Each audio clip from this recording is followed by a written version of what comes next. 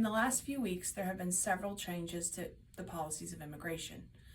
We at Exodus know how challenging and scary this must be. We are here for you and available to assist. در چند هفته اخیر تغییرات در سیاست‌های مهاجرتی به وجود آمدند.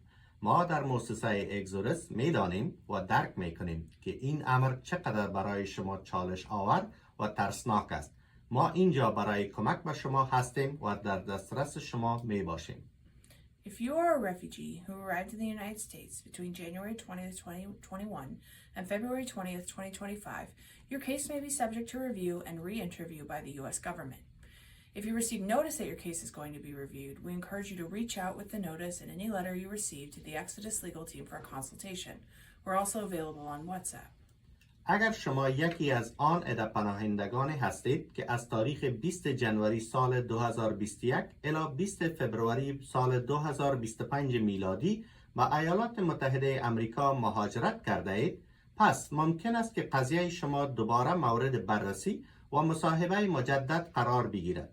در صورتی که اطلاع دریافت میکنید که قضیه شما مورد بررسی مجدد قرار گرفته است، از شما خواهشمندیم و شما را تشویق میکنیم که هر نوع اطلاعیه را با تیم حقوقیمان برای مشورت حقوقی چی از طریق تلفن یا واتساپ شریک بسازید.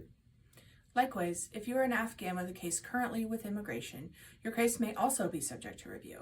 Please reach out to us, even if you didn't originally come through Exodus, if you receive documentation or notice from immigration. همچنان اگر شما یکی از آن عده افغانهایی هستید که قضیه مهاجرتی زیر کار دارید، امکان دارد که قضیه شما دوباره مورد بررسی قرار بگیرد. در صورت دریافت اطلاعیه مهاجرتی از سوی ادارات دولتی با ما تماس بگیرید، حتی اگر شما جزء از روند تخلیه متحدین از افغانستان نبودید. Finally, if you have a pending or approved green card and receive information from immigration, please reach out to us even if we did not file your application or you did not arrive with Exodus.